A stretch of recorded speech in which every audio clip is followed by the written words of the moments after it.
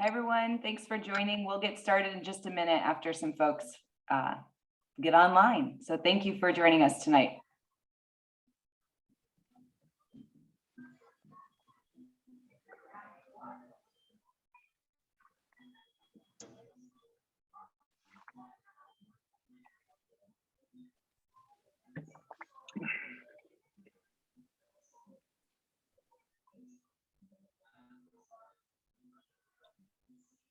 Hi, if you're just joining, we're going to give it maybe about 30 more seconds and get started. So thank you for joining us tonight.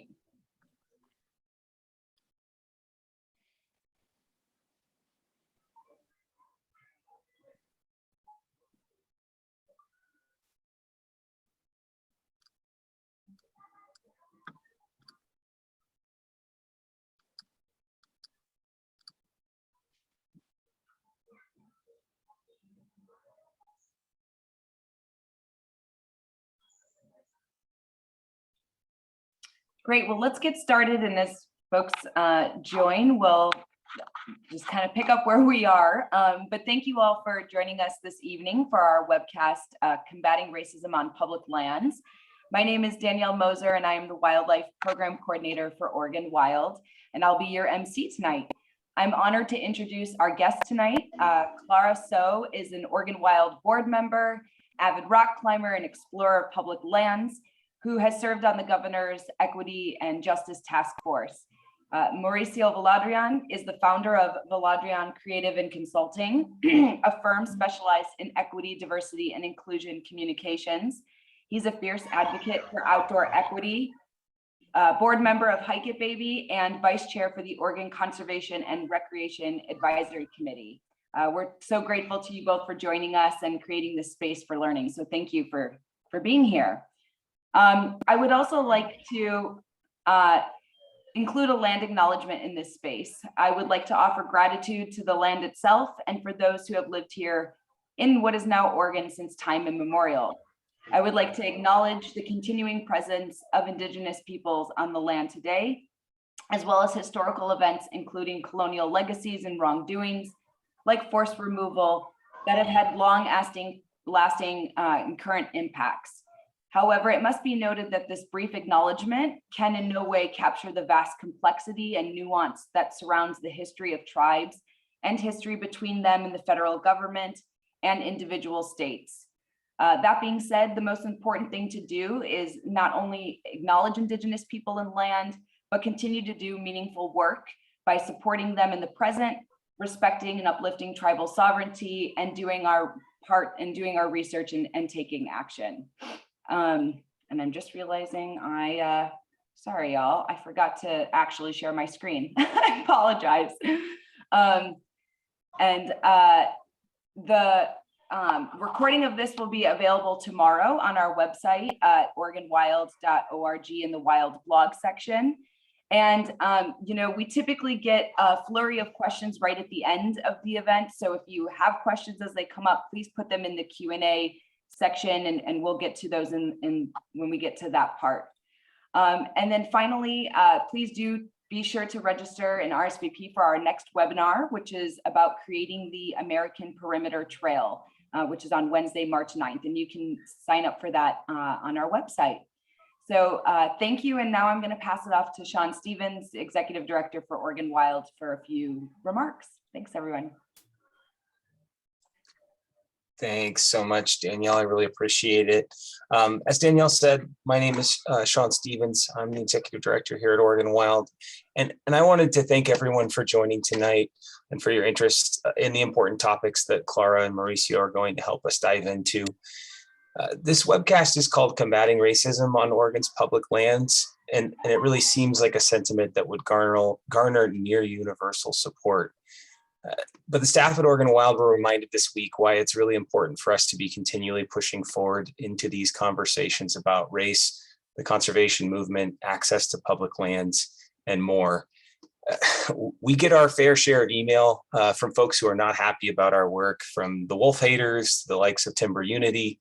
People who oppose our efforts to protect wildlands and wildlife in Oregon are generally not too shy about letting us know how they feel.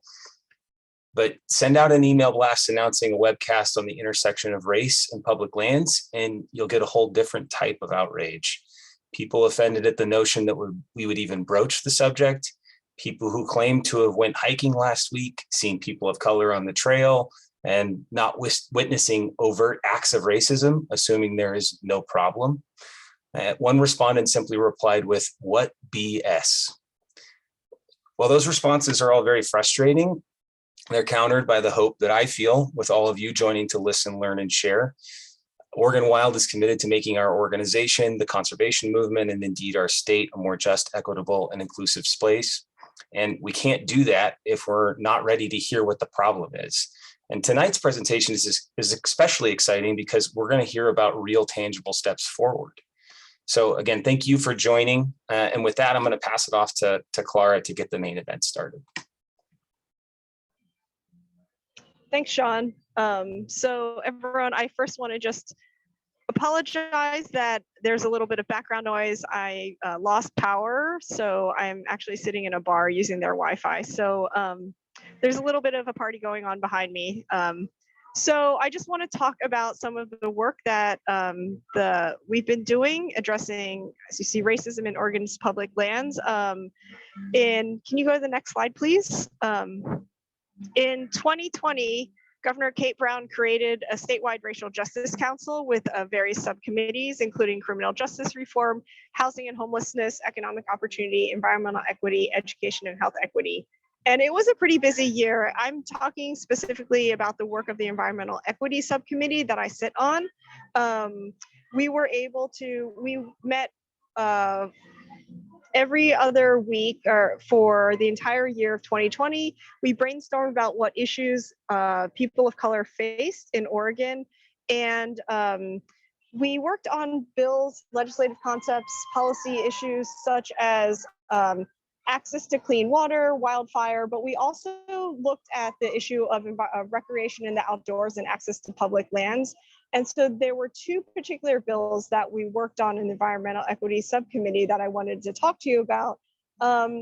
We thought that, I think there have been a lot of studies that show that people of color recreate in the outdoors at a much lower rate than non-BIPOC individuals. And we looked at this issue and we thought there were two separate things that were going on. One was that there's an access issue, but there's also actually a safety issue. If you could go to the next slide, please. Like I said, there was a whole slew of different bills that we worked on, including water equity, energy affordability, wildfire response. So the safety in the outdoors bill and the outdoor recreation access bill were two of the bills that I worked on in particular. And then there was another bill that was sort of broad reaching across different subcommittees that created DEI positions in state agencies. So we looked at this issue originally in the Environmental Equity Subcommittee. We just thought, we want to provide additional funds to create access opportunities, lower barriers, create programs and fund additional partners who can bring BIPOC into the outdoors. And then we started hearing a lot of stories about BIPOC feeling unsafe in the outdoors, people being attacked, people being followed, people being threatened, and individuals just not feeling safe. And so we thought, you can create all these programs to create access, but if we don't feel included, we don't feel safe, if we don't make actually these outdoor spaces and public lands feel inclusive, then it doesn't matter how many programs you create to increase participation and lower barriers, people are not going to actually go recreate in the outdoors and access Oregon's public lands. So that's why we had SB 289, which is safety in the outdoors, and that's paired with HB 2171, which then provides the increased funding for people to be in the outdoors. So if you could go to the next slide, please. So as Sean said, I just want to talk a little bit about the case for SB 289, which is addressing the safety in the outdoors. As we were putting this bill forward, we invited testimony from various either supporters, allies, or BIPOC individuals who had lived experiences. And so we had, a senator from who represents Portland, saying that he had constituents telling him that people in his district felt unsafe going to state parks or going on the river. Another individual, Chad Brown, who's someone I work with very closely, he's talked very vocally about how he's been threatened. He's a Black man who fly fishes, which is very unusual, and he really, is very visible, and he's very outspoken. And he said he's had his brake lines taken out. He's been shot at twice. People have left notes on his car saying that you're not allowed to be in this part of the forest. And he's actually been told to go home when he was fishing because people like him weren't welcome.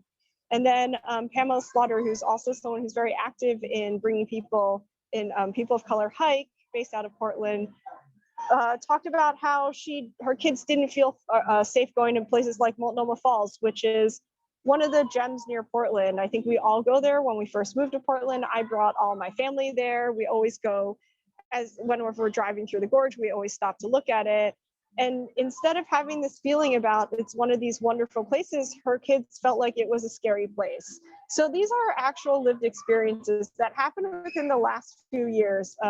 There's also a lot of media attention to a couple incidents that also happened in Oregon public lands. I can also say that I was out climbing, and I came back to my van, and the sidewall had been bashed numerous times, and I called the police because I thought it was a hit and run. And they took one look at it and said that it had been vandalized, it had been hit repeatedly with a rock. Whoever did this wasn't trying to break in. They didn't break any windows. They weren't trying to steal anything. They were just trying to send me a message that I wasn't welcome. And the police said that there's a very low chance that they would be able to find who perpetrated this incident, but they believed it was because I was one of the few people of color climbing in the canyon that day, and they thought that I was specifically targeted. So that was last May. So for individuals who think like maybe it's not such a big deal, or safety is not something that we should be concerned about other than having the 10 essentials, these are things that happen that we're very cognizant of. And I look forward to the day that we can all say that these aren't issues that we have to worry about. So with this background, we thought, what can we do to address this issue? How can we make people feel safer? How can we make Oregon an inclusive, welcoming state where everyone can enjoy all the natural resources? So what SB 289 does is it increases penalties for individuals who are caught engaging in bias crimes in Oregon public lands. So for example, it's already a crime to assault someone anywhere in Oregon. But if you engage in this kind of behavior in Oregon public lands, and it's based on, hate thought, hate crime, if it's based as a bias incident because of people's color, beliefs, or because their sexual orientation, depending on if it's a misdemeanor or felony, you can receive a 3 to 5 year ban on entry to public lands in Oregon. And you can additionally have your fishing and hunting license revoked. So the one thing that the Racial Justice Council really debated, and we came to a conclusion that we didn't just want this to have a punitive impact, we also wanted to have a restorative justice component.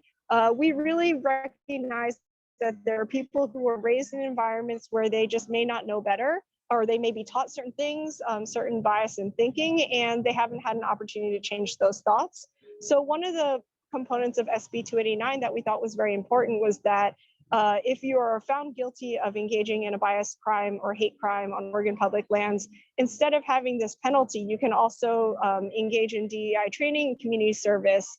And there's an educational opportunity where you can actually have your sentence either forgiven or reduced, and have your ability to recreate in Oregon public lands restored and your hunting and fishing license restored. So again, that was something that was really important to us, because we thought that there are people who are just truly, truly terrible, but there are also, we believe that a lot of these incidents happen just from ignorance, and that's something that we can really address. So that was one of the big sort of landmark bills that the Environmental Justice Task Force worked on, the Environmental Equity Task Force worked last year. And then if you could go to the next slide, please. We also worked on HB 2171 that I'll talk a little bit about. And I think Mauricio is going to talk much more about the Oregon Conservation and Recreation Fund, so I'm not going to go too in depth on that. But basically it creates an outdoor recreation advisory council that takes into consideration geographic, racial, gender diversity, and inclusion of underrepresented communities. And it asks that the state agencies have to turn to this advisory council for whenever there's any kind of rulemaking or policy creation. So this is in addition to this advisory council, which sort of strengthened the diversity component and made it a little bit more inclusive, there was also about $1 million of funding to increase access to the outdoors through HB 2171. This actually built on some work that Oregon Parks and Recreation had been planning to do already, but had sort of tabled because of COVID over the last year. So they had already had some funds set aside to increase access for BIPOC individuals and just other underrepresented communities that don't historically recreate in Oregon's outdoors. And this bill created additional funding and also created this advisory committee so that we can have a more inclusive voice. And then if you go to the next slide, I want to talk a little bit about what the Environmental Equity Subcommittee has been doing this year. So there's a slew of bills that we've been working on and supporting, and one of the ones that's most relevant to what we're talking about today is HB 4077, and it's environmental justice for all. So there has been an environmental justice task force that was created by the governor like 15 years ago, and it was a little bit toothless. It was a task force as opposed to a council, so it wasn't necessarily, it was more just a sort of, let's touch base and talk a little bit, and it didn't have as much advisory authority. So this bill in particular codifies the Environmental Justice Task Force as a statewide council. And it also, very importantly, asked the Department of Environmental Equity and the Oregon Health Authority to create an environmental justice mapping tool.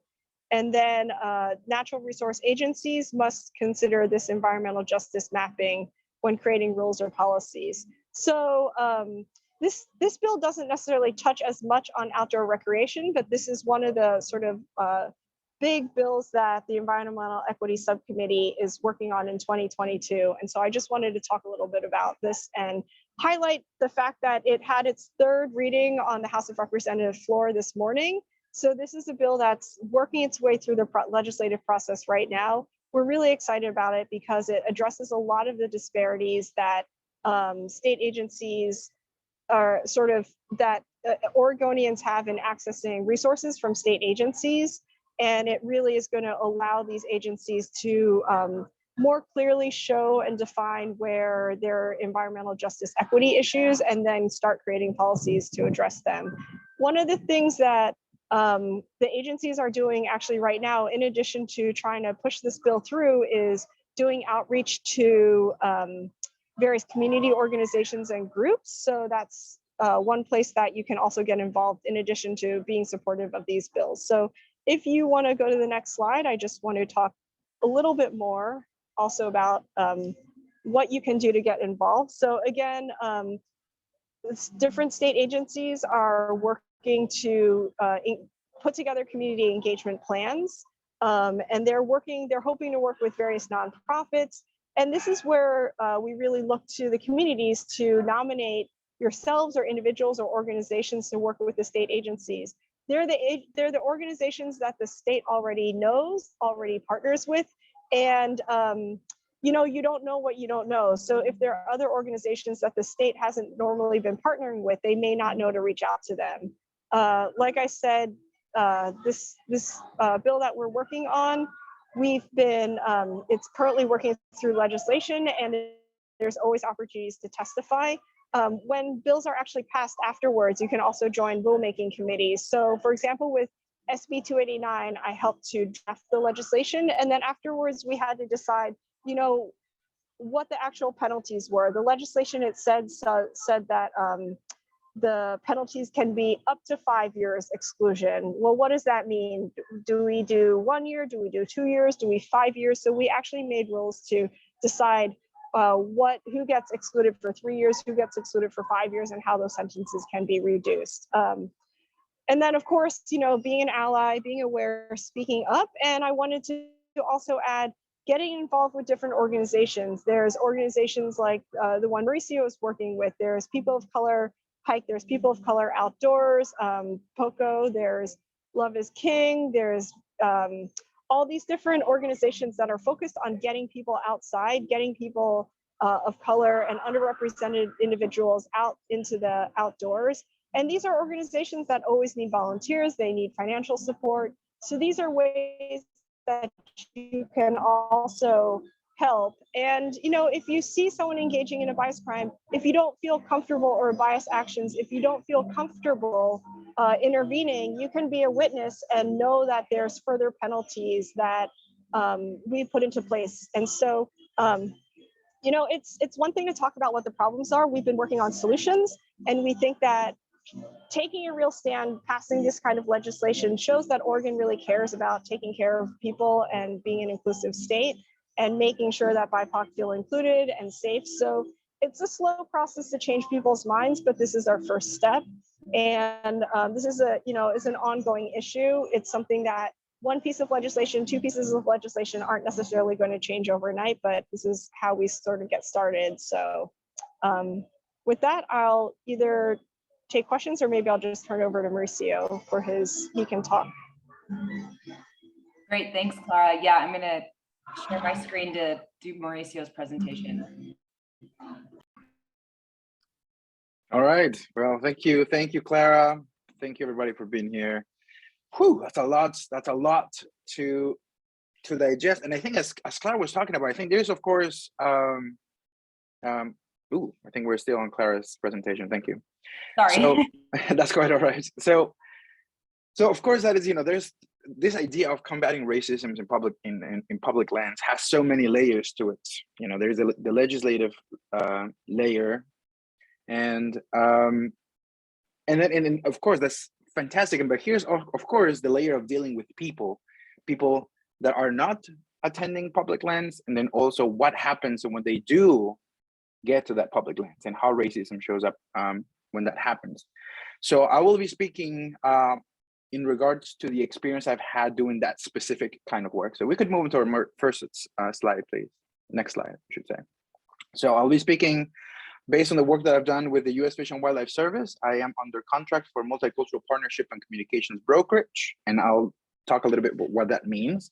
But a lot of that work is talking with people like Pam Slaughter and the folks from Love is King and the people from Wild Diversity and the people that are actually trying their very best to make reframe the idea of what it means to be outdoorsy in a way that includes as many folks as possible. And then Northwest Family Vacation, which is creating a portal, a community program that actually allows folks to connect with nature nearby, wherever they are, urban dense areas, in a way that is culturally responsive and means something to them. And I'll explain to later what I mean by it. I am the vice chair of the Oregon Conservation Recreation Advisory Committee that Clara mentioned a little bit, was also received quite a bit of extra funding through the last legislative session. And a lot of what the committee does is it makes a recommendation to the commission for funding for a lot of projects, some to support the work of ODFW, and so many of those that maybe do not have access to funding through more traditional means. And through that committee, we've been fortunate enough to fund folks that are working on key species, habitat restoration, trying to bring the sea otter back into their natural habitats in some of our coast, as well as supporting folks like People of Color Outdoors and the program they do, folks in the inner cities to try to have some community science happening. So lots of really beautiful projects that very much, which is also part of the mandate, to sort of like find the nexus between recreation and conservation, how we actually get people to care about the stuff that we do and why it should matter to them wherever they are. Up until the end of last year, I was the board chair for Hike Baby. I was on the board since 2018. And this is a national nonprofit who is now very much trying to really break down barriers to build community on trail across difference. And there was an interesting transformation that I think is relevant also to the conversation about how to combat racism in public lands. I also was a consultant for the Coalition of Oregon Land Trusts in a project called Trusted Lands, which I'll be talking a little bit about in a little bit, and also the Oregon I Am, sort of like, again, trying to redefine what it means to be an Oregonian and connect us to the land, the nature, and the people and the communities around them. So we could go to the next slide, please. So I think at the heart of all of it, in talking about what is it that we can actually do to combat racism, I think one of the things that I think we're lacking is a shared understanding of what racism it even is, which is, and what I mean by it is that racist, or the word racism, which is often used sort of like a blunt object, you know, sort of like an insult, and not as a descriptor. And I think that's something that we're missing there, which is there's a lot of unconscious bias. We may be benefiting from a system, not know it, and then through our own experience perpetuating the inequities that that system creates for other folks. So in the case of accessibility to public lands, even folks that are extremely well-meaning may not know that in the way in which they present themselves, the way in which we, once we bring different cultures into some of these public lands, in the signage, in the way that we conduct interpretive, excursions, the way that we welcome our folks, we are not really thinking about what it means for them, but sort of like the way that it resonates to us. And so in that case, we are sort of having passive racism to some degree. We are not acting out of malice, but out of misinformation or ignorance. And I think that's also the reason why a lot of folks immediately get really, I imagine some of the folks that send those emails in presentation for this webinar, is that it immediately creates an antagonism that I don't think it necessarily needs to be there. I think it just needs to be an understanding of what privilege is, but not in a reductivist and sort of like as an insult, but just like things that we have that we don't have to work for on a regular basis. And that shows up in many other dimensions of diversity, not just exclusively with race. If you happen to be someone who's dyslexic, then you would have an experience that may not be the best if you go to a public land and there is, a type of signage that just makes it very difficult for you to even connect to it. And there is one dimension of it, and that the people that put that sign there maybe even think about that, but it's present. And so that's what I mean about a shared understanding of racism and why it may not look like you think it looks. Can we move into the next slide, please? So some of the things that I do believe work is to creating an accessibility continuum. The people that make it to public lands, by making it there, are already a subgroup of everybody.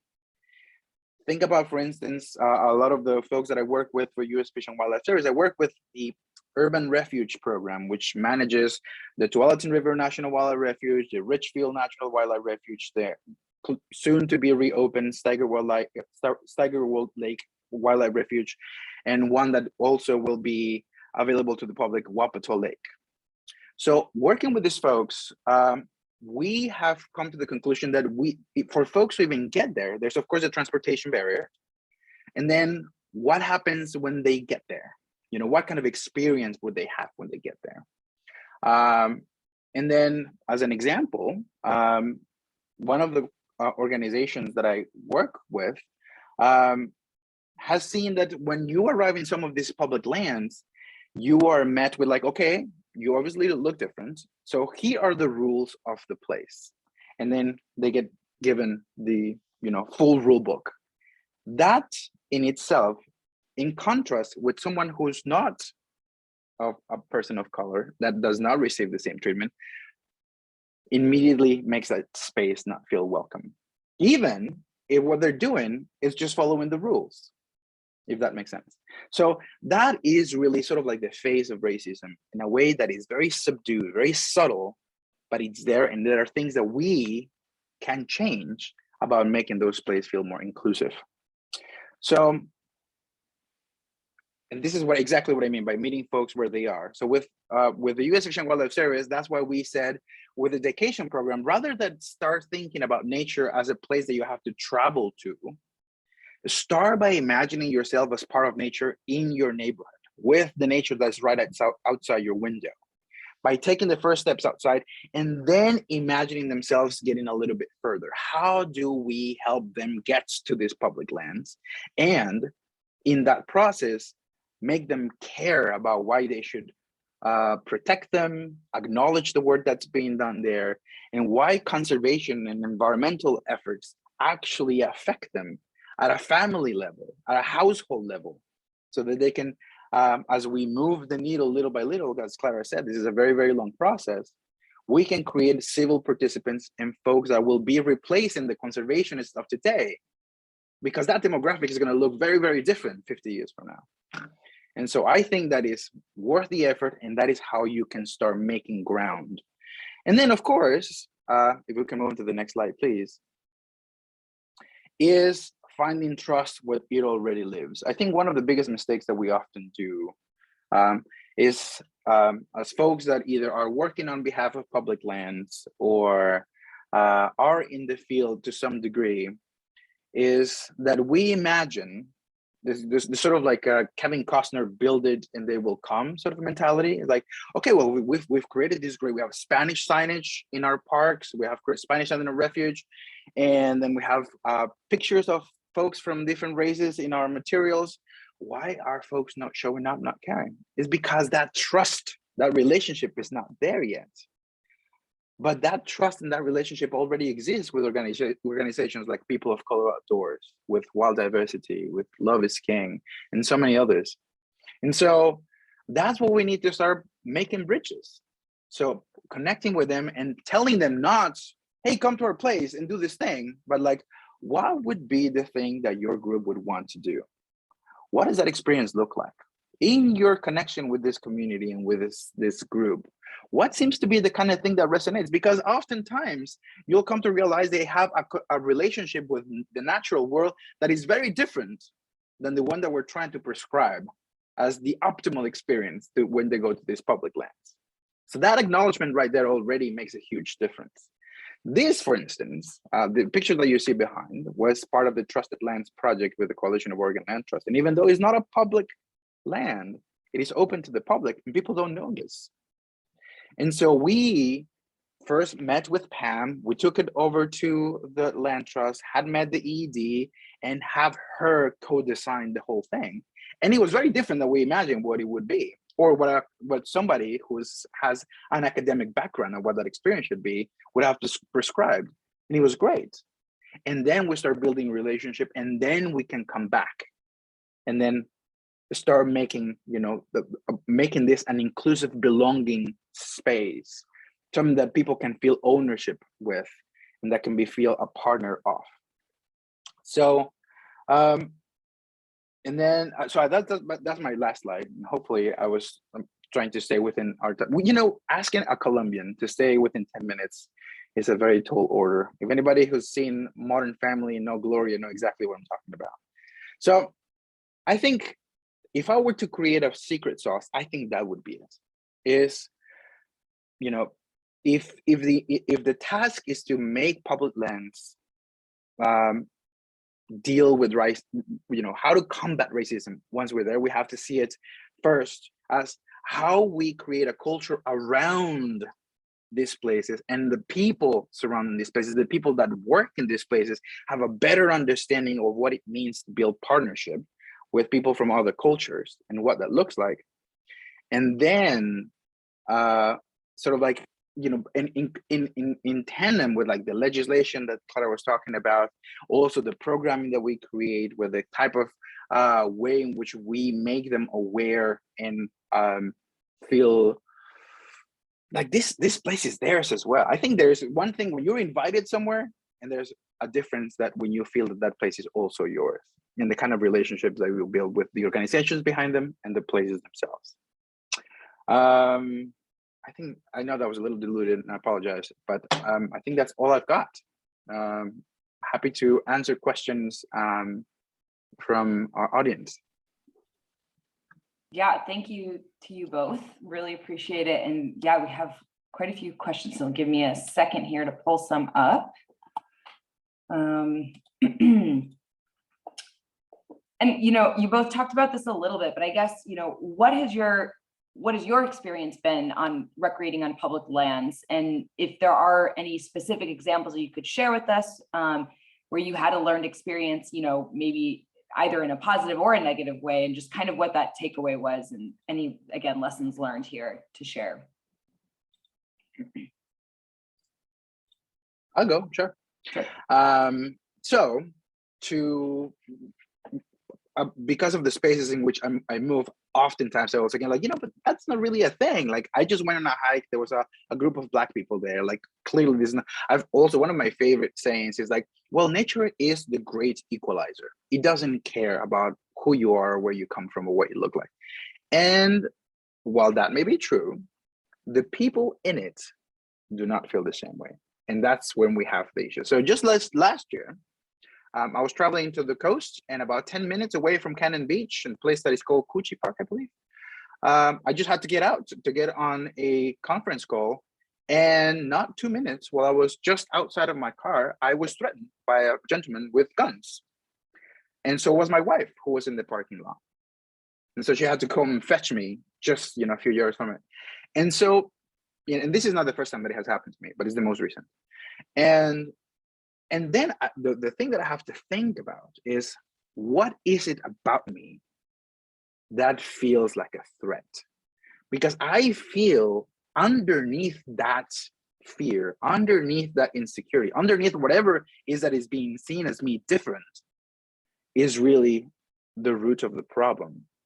I don't necessarily fault someone for being afraid. I don't necessarily fault someone for trying to protect something they hold dear. But I do fault a system that has created that paradigm that whatever is different, it's out to get me. And I think that's really what part of the work needs to take place. And that's what the many layers of is what I mean. Thank you.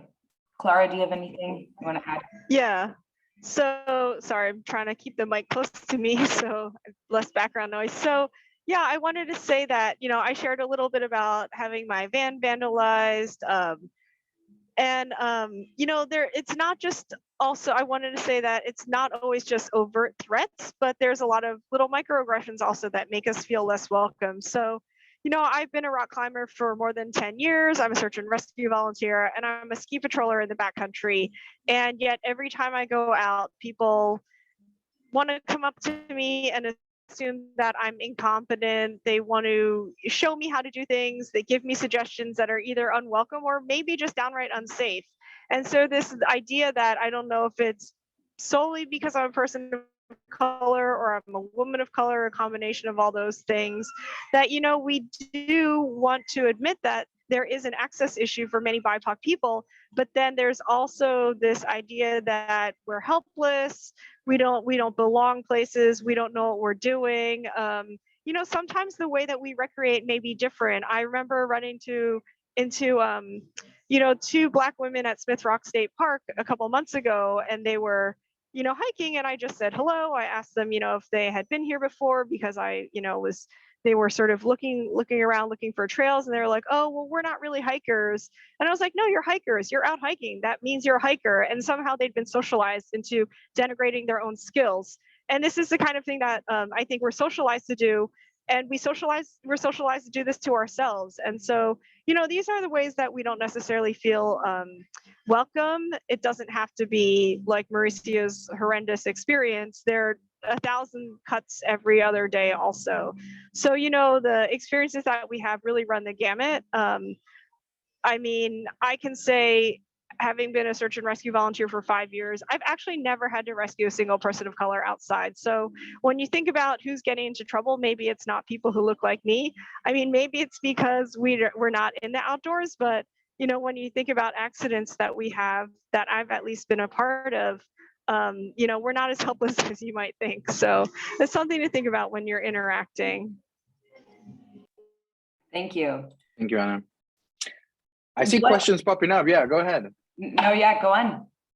Well, so I'm trying to go sort of like chronologically. I saw the one like, can you give me an example of someone not knowing better, vandalism, threats? I think they do know what they're doing, and I think there's intentionality behind it, and I think there's malice behind it. I think the societal conditions that are also, I mean, because the thing is that as a person of color, and as a person of color that has felt racism, I've actually have someone. And in another part of my professional career, I do justice, equity, diversity, and inclusion trainings. And I've had an attendee say, like, do you actually think that racism is a thing? Because it just feels like, and I mean, it took everything in me to like, yeah, I've seen it, I've experienced it. But that urge to just, rather than become antagonistic, say like, let me put you in a way that maybe can resonate with your own experience, because we sort of like see the world only by the world that is afforded to us. Our reality is how we imagine everyone's reality is like. And so that's why if you have never experienced an event like this in your life, it's very difficult for anybody to imagine that that actually happens. And so from that perspective, I think, yes, that person who vandalized Clara's van, I'm sure knew exactly what he was doing. But why is it that Clara being there felt so terrible to him? That's something also worth evaluating and analyzing, because then we may be able to find a solution that serves not just to punish the guy that did that, but try to address the ignorance that runs behind that whole process. So and then the next one, Bob, hi Bob, you were talking about how is it that we can reach people of color to become board members. And so this is a tricky one, I think, because one of the things that I feel disenchants a lot of people of color to participating in like boards or other positions in which they can create better, like, it's that it always feels like a transactional relationship. When you are reached, is like, oh, you're Hispanic, you're a man, maybe you're a woman. Oh, that checks like 3 of my boxes. Would you be interested in being, we can smell that a mile away, and it doesn't feel right. There's some folks, and there are plenty of them, that like to be the only person of color in the room because it comes with the special benefits, of course. But in terms of creating an individual that can take his own life experience, his own networking abilities, the participation in his own community, to bring that with him and create, bring that additional reality to a boardroom so that you can make decisions that would affect systemically other folks, a relationship needs to be built before that ask takes place, I feel. Clara, what do you think? Yeah, I'm curious what you think too, Clara. Yeah, so I wanted to say, I actually had this discussion with a member, the board chair of the Arkansas Climbers Coalition, which obviously isn't in Oregon, but he said, we've done everything to get people of color, done everything to get a woman, and we can't find either of those people. And I was like, well, then obviously you haven't done everything. But there are certain things that I think we can also think a little bit outside the box. I think it's a real privilege that I have the time and the resources to be on the board of several nonprofits. I actually thought very, very,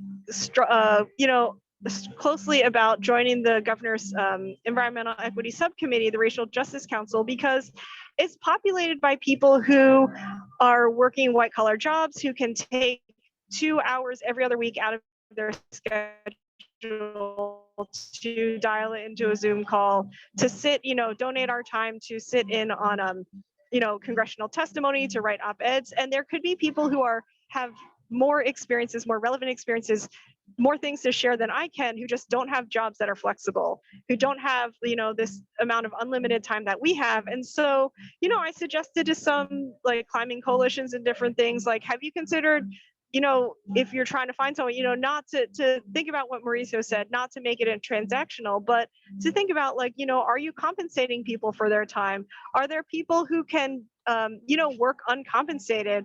Are these people who are already stretched to the limit and they don't have the resources and the privilege to work for free for you? And so these are things that, a lot of boards don't consider. They think, oh, it's such an honor and privilege to be on a board.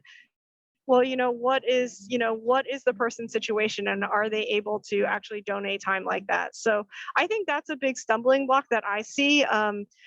I generally see boards also expecting some kind of financial or in-kind contribution in addition to time donated. And these might be people who are already stretched, resource-wise. They might be very comfortable, but, I can say my family, my parents were fairly well off, but we had numerous family members of our family who are undocumented and not working. And so you see a successful doctor and engineer, and you don't see the, cousins and aunts and uncles who were also supporting. So those are some considerations that I think get a little bit lost sometimes for board membership.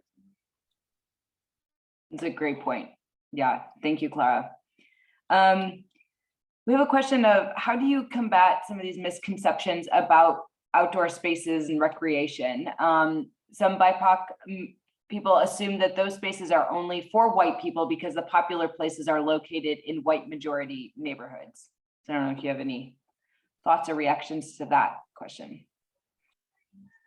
Yeah, so I want to give a shout out to Forest Park Conservancy. They've been working very closely with Love is King, which is another organization that I've been working with.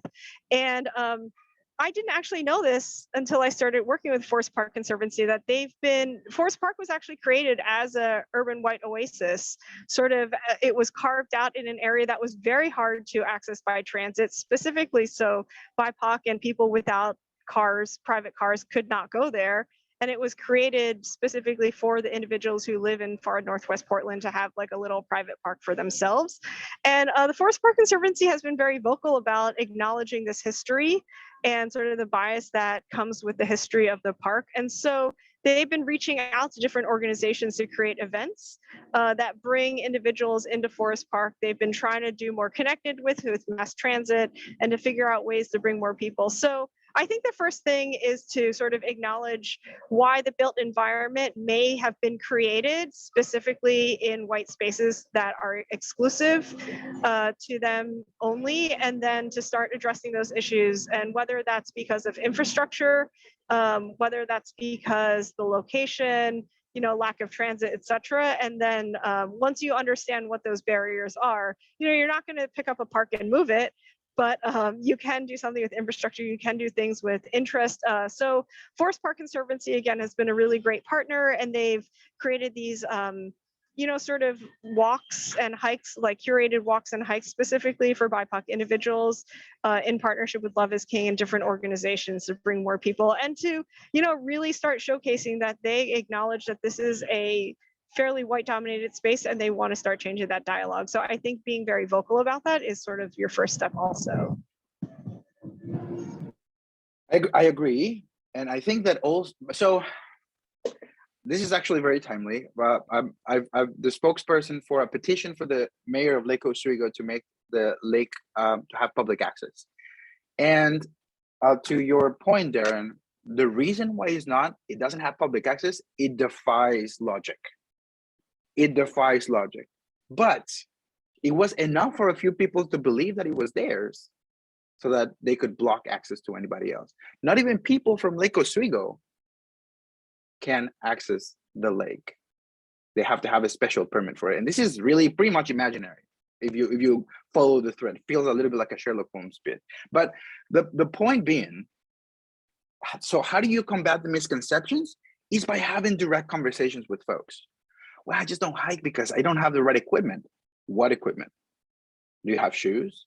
Yeah, I don't know how to, it's expensive. And like, well, how about we figure out a way to get the things that you need to just try it out, to see if that's something that you would be interested in. These can happen on a personal level and then an organizational level, asking those questions. Why is it that it only exists in these white affluent places? What can we do to find other ways in which we can get people involved in this activity that maybe can turn into something they like themselves?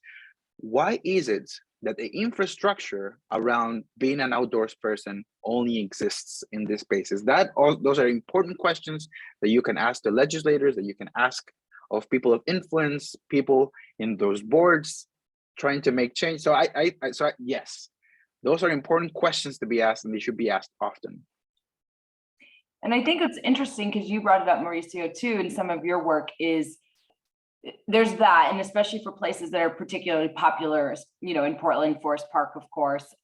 but there's also just sort of even retraining our brain to think like, what is a place I can go explore and enjoy, you know? And I think like, even for me personally, I'm in Northeast Portland. I live near a very highly industrial area, and there's this Whitaker Ponds, which is so tiny.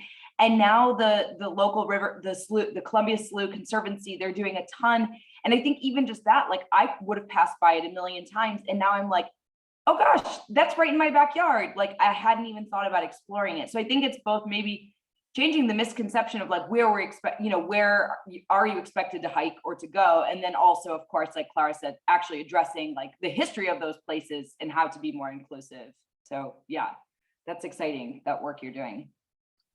That Whitaker Ponds is a very special place, and it has a very interesting history in regards to Black Americans in the Portland metro region. How he ended up, it was a toxic waste dump site, and it has been restored, and is now like a heart of a lot of the folks from the Black community. That's where they choose to go. It feels like home, and that is what we aim to make many of these other spaces to feel like. Yeah.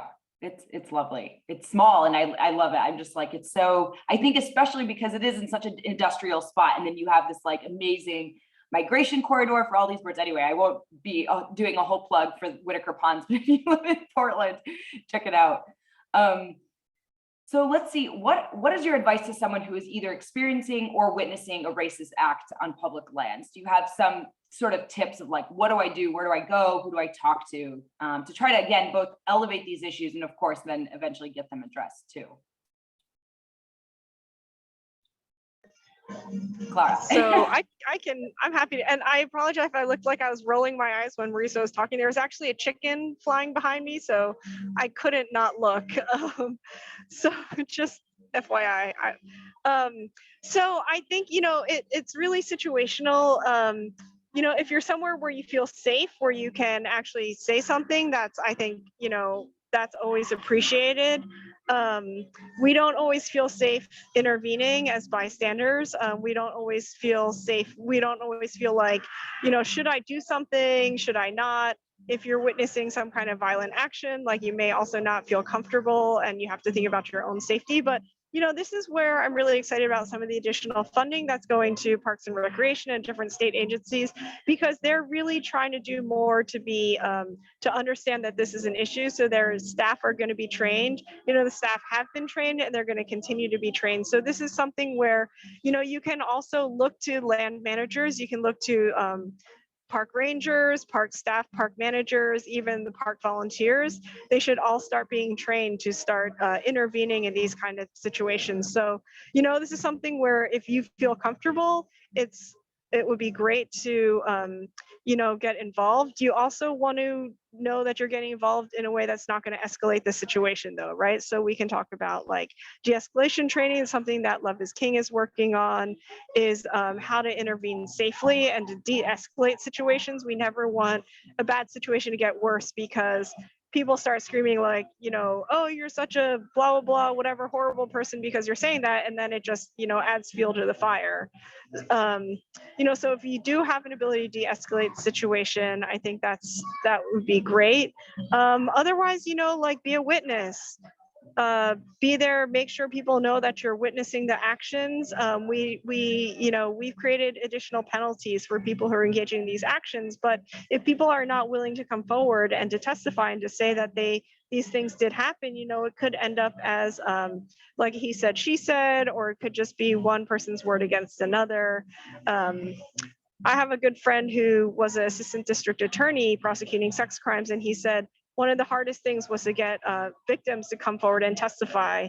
And he says, in terms of any kind of crime, it's really difficult when it's just one person's word against another. So being a witness can also be a very powerful tool. And I would say, if you do, in fact, mean to do work into trying to bring equity wherever you are, in the grocery store or in a park, wherever you are, it is going to be uncomfortable, and it needs to be uncomfortable, so get comfortable being uncomfortable. If it's safe, you have to call it out. This is what using your privilege honorably is all about.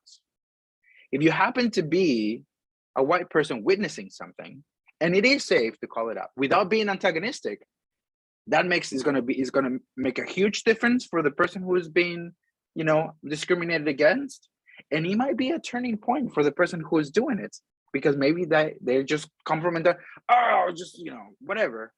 And so I'd say, legal punitive actions are great. I think that this one-on-one coming forward on behalf of someone else is huge, because that is going to change. I mean, number one, you're naming it, you're doing something about it. It's going to make the person who was being discriminated against know that there's somebody's got their backs, maybe someone they didn't even know, and that's going to make a huge difference in the way that they see the world. And the person that is being called out, well, actually, we should, there's this really interesting thing about calling people in rather than calling them out. Once again, in a change, in a contrast of being, rather than being antagonistic, just asking questions. So, like, why? I'm curious. Why do you feel that was okay? What is it? Well, just like, well, I saw the same thing, and I didn't see why that would be. And so, if you come at it from a place of empathy and compassion on both sides, I think you have a better way to get some results. And again, yeah, definitely, if it's unsafe, if it creates the possibility of escalation, then you just walk away. But you still can go and check on the person that's being discriminated against and make sure they're okay. That is an important gesture to do as well. I saw what just happened. I'm so sorry that happened. And that's not how we all feel. And if there's anything that I can do to make you feel better right now, let me know. Huge difference. So that would be my recommendation. Thank you. Yeah. I also want to add something. Thank you also, Mauricio, for your thoughts. I thought they're really important. One of the things I think you can also do is understand what you're experiencing may be come from a place of privilege. So one of the things that happens to me consistently in Central Oregon is that I just don't get served. I wait 10, 15 minutes to get any kind of service places. And I realized that I started adding that into my time when I told people I would meet them somewhere. If I had to make a stop at a store, I had to add about 10 minutes to get ignored before I got service anywhere. And it really didn't hit me until I went to the airport with a friend of mine. We were traveling, and I mean, just 5 or 6 white men were seen in the security line before I was, even though I had pre-check. And she turned to me and she said, "What's going on?" And I said, "Oh, this doesn't happen to you every time you come to the airport. They just let everyone in front of you." And she was just completely astounded. She couldn't believe this. And then I had another friend moving from LA to Bend, and I told her, be prepared. When you go to a restaurant, you're not going to get seated for, 10 or 15 minutes. And so she went to one of the restaurants on the waterfront, and she counted. She was the only person at the hostess stand, and the hostess was folding napkins for 17 minutes before she was addressed. And so if you're the person who's getting in line in front of someone waiting, you're, exercising your privilege. You may not realize what's happening. But that to me is like, as I watch white people be served ahead of me consistently over and over and over again, and not a single one of them turns and says, "Hey, what about this girl? She's been here for longer." It's like I'm invisible to everyone. So this also happens in outdoors. I'll be waiting to fill out a permit, and I just get ignored and ignored and ignored. And I have to say, this is better than being chased out in a store and being shot. But like, these are all bad things that happen to people. So that's something that, as someone who's interested in intervening, you can also look at what you're experiencing and say, am I experiencing a privilege that someone else is not enjoying? And what can I do to equalize the situation? Thank you. So we had a question. I'm wondering if any of this has to do with rewriting or removing the Oregon history informational signs along roadsides. I've been birding all over the state and using a not even close to being perfect equity lens, notice that they are disgusting and highlight white male supremacy with a focus on how settlers claimed land. I'm wondering if anyone else has noticed this and if it's being addressed. It was a question we got before the event. So we asked people if they wanted to submit their questions beforehand too. So yeah, go ahead. Yeah, so we talked a little bit about this at the Racial Justice Council.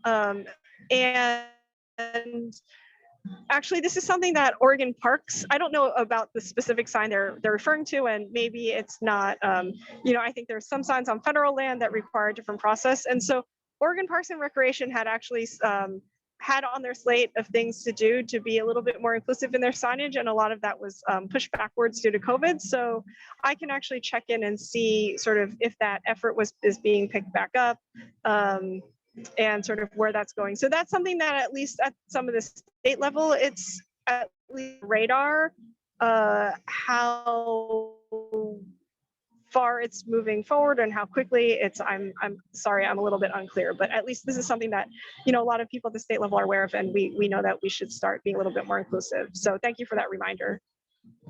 Great, thank you. And Mauricio, I know you mentioned that this isn't, the kind of end all be all for engaging, Hispanic communities, but is there any movement to have signage at different places be in Spanish as well from what you're seeing and hearing? And I guess maybe additionally, is that helpful? I mean, it sounds like it's relationship building and building, connection with communities, not just putting up signs, but is ensuring that we have signs in multiple language still also something Oregon should be looking into? I think this is a both and type situation. Like availability is not equal to accessibility. You may have all your signage in Spanish, it doesn't mean that people are going to be there or care about what says in it. And one thing that may be actually counterproductive is that if you don't go one step further to try to understand what it actually would, a native speaker would, how that person would say what you're trying to say, and maybe you use like a Google Translate or really poor made translation, actually makes it feel like, oh, they were just trying to check the box, kind of that little Spanish flag at the top of your website. That doesn't do anything. So if you're going to go about, creating content in a different language, make it culturally responsive. Find someone from that culture, and ideally that represents the majority of the group within the Hispanic community that is better represented in numbers in whatever community you're trying to serve, and be that the way in which you create other language content. I think, and I would feel comfortable saying that is the same for most other cultures. Trying to make it feel relevant to the folks that speak that language is significantly more important than just having something there to make it look like you're being multicultural and making a rainbow.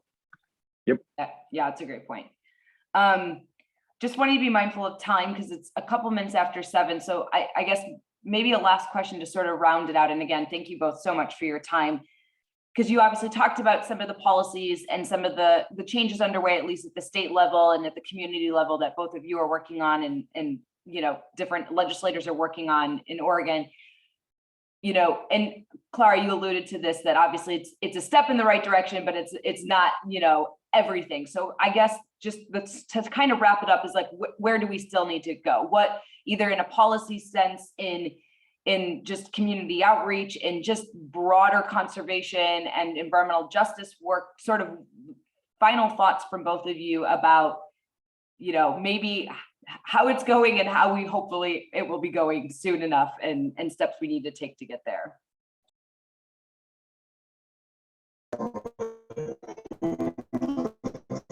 Yeah, I mean, 30 seconds to solve racism in the outdoors.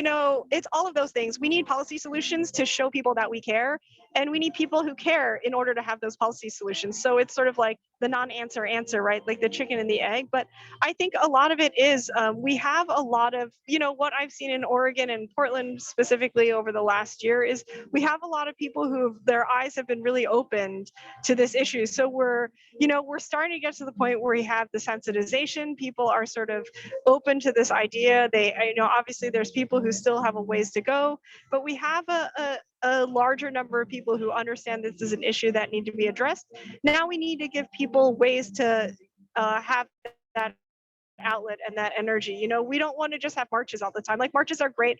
I love seeing tons of people at Black Lives Matter marches. It like warms my heart. But then if you just go home and do nothing, like, what was it like? You went for a walk and you got your 10,000 steps wearing a Black Lives Matter t-shirt. Like, did that move the needle at all? So it really is like calling your legislature, vote. I think that's something that's really important. I have a lot of BIPOC friends who just don't vote because they don't feel like their voice matters. So if you're someone who votes, make sure that you're being intentional with your vote. Supporting organizations that are doing good work.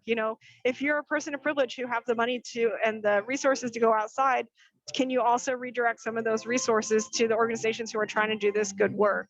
So, there's so many different ways that you can get involved. It doesn't always involve money or time. It can be redirecting the things that you're already doing. But I do think we need solutions at all those different levels, at the community level, at the individual level, and at the policy level, because we're still so far away from a society that we really see any kind of equity. Yeah, I agree with that, and I think that I think it's important to understand what is actually our influence, what is actually the things that we can do on a regular basis. To know, like you said, Clara, that Facebook statuses, this posturing and virtue signaling exercise, not really doing a whole lot. If instead of taking a selfie during one of those marches, why don't you donate $10 to an organization that is trying to make this happen, that is buying, purchasing, or giving away gear for folks to go out hiking, or binoculars so kids can get into birding, or there's so many things that actually have an effect. So I would just check ourselves, like, what is it that I'm doing here? Is it because it's going to make me look better, or is it because I think that it gives me an opportunity to do something that creates any kind of change? And little by little, we all have an opportunity to make, checking on someone after you've seen something that didn't sound right. That's huge. So I think so, of course, there are different degrees. We all know what our sphere of influence are. Stopping a racist comment in the middle of a dinner conversation, that makes a difference. So there are little things that we can do. There are big things we can do, depending on where we are, who we know, and what our work is. But all of it matters. We had George Floyd, we had a pandemic. Now the apocalypse bingo gives us Ukraine and Russia, and now I think if you distill all these experiences, what I keep seeing at the surface is that all the complexity of humanity, happiness and suffering, is being showcased for all to see just how similar we all are in the way that we experience, life. And you can grab from that to connect with someone else safely. Of course, I saw your message about the gentleman at the Max. Please, if somebody's having a mental breakdown, this is not the right time to be a social justice hero, right? But there are always opportunities to make a difference, little and big. So only you know where you stand. But knowing that we all deserve dignity as human beings and opportunity, that's all, as long as that's in the back of your mind, I think there are plenty of things that will come your way that'll make a change. That's a great ending. Thank you so much for rounding that out. And again, thank you both for this conversation and for just having the shared experience and providing this learning opportunity for all of our listeners tonight. So thank you. And Clara, good luck with the chicken and the electricity, and speak to you all later. Thank you so much. Good night, everyone.